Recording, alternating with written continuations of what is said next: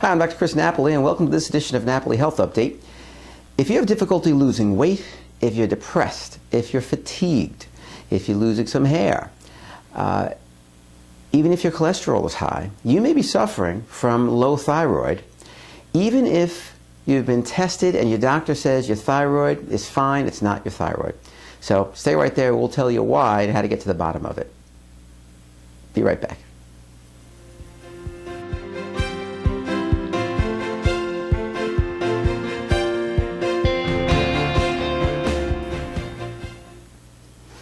Okay, so this is a big topic, and so I'm going to actually split it up into two videos. In this one today, we're going to talk about thyroid symptoms, what they are. A lot of times, people don't even know that the symptoms that they're experiencing are related to low thyroid. So we're going to cover that, and we're also going to cover an overview of thyroid function, how it actually works. That'll help you understand it. In the second video, we're going to talk about what blood tests, how you need to be tested properly to get to the bottom of thyroid function and really get an accurate picture. And then what we do in my practice to address some of those imbalances that are causing a situation. All right. So for today, thyroid symptoms can be a lot more insidious than a lot of people realize. All right. You can have difficulty losing weight. Now, that's if you're eating properly. You can't be pigging out and blame that on your thyroid. Okay. I get that a lot. Sensitivity to cold. You'll be the cold person in the room when everybody else is comfortable. Cold hands, cold feet, that kind of thing.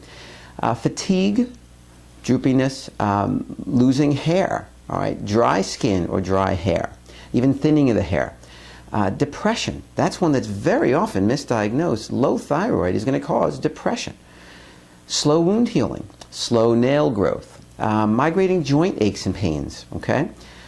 Difficulty concentrating or mental fog. A lot of people say brain fog or fogginess. I can't focus well. Slow starter in the morning. Headaches, especially in the morning, that kind of go away as the day gets going. Constipation. Even high cholesterol. Those is one of the symptoms of low thyroid. Okay? Now, I'm going to give you a brief overview of how the thyroid works, but I'm going to have to oversimplify some of it so that you can kind of grasp it easily. So those of you who are more technical, bear with me. The thyroid is basically the controller of your body's metabolism, or the thermostat, that every reaction happens in your body. It controls every action in your body. So when thyroid is up, things are up. When thyroid is down, everything is down. Now, the thyroid produces a hormone called T4, or thyroxine. Okay? Now, thyroxine doesn't do much for your metabolism at all. It pretty much just feeds back to your pituitary gland that's in your brain to tell your pituitary how well your thyroid is working. The pituitary is in control of that, okay? So if your thyroid is working well, if you have enough T4, the pituitary stays pretty quiet.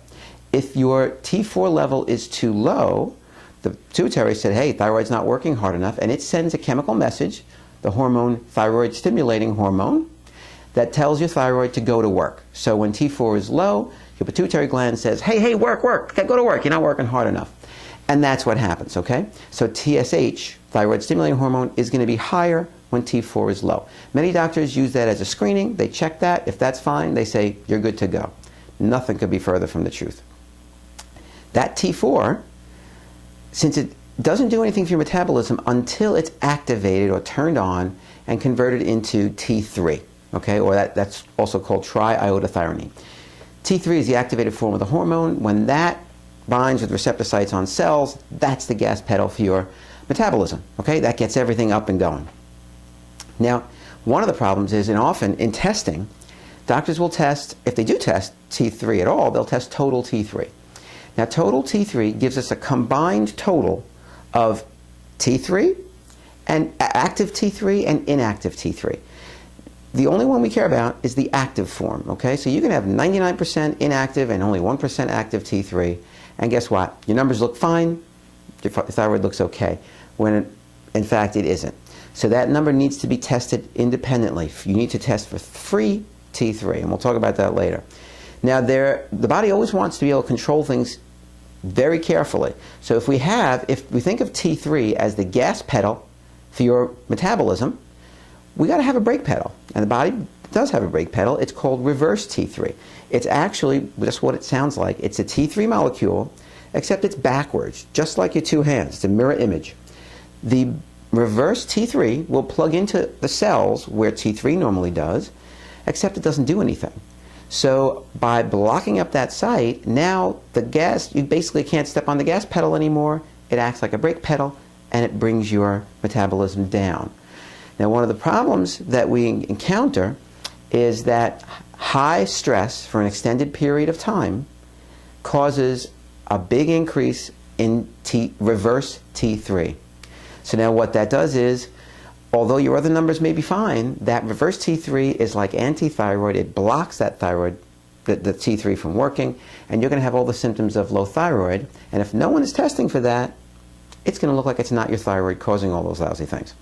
In addition, there are some anti-thyroid antibodies that can be attacking your thyroid, and we're going to go into that a little bit more later. That's an autoimmune reaction, okay? So those things need to be tested for before you can come to the conclusion about whether thyroid is involved or not thyroid is involved in all these symptoms. So in the next installment, we're going to talk about what tests need to be done to get to the bottom of this properly, and then how we go about impacting these things and helping your body to fix these things so that you feel better. And in most cases, the situation is not a medical situation because it hasn't reached the point where you need medical intervention, okay? And that's why so often it's missed by conventional medicine. Anyway, until next time, thanks for watching. God bless. Be well.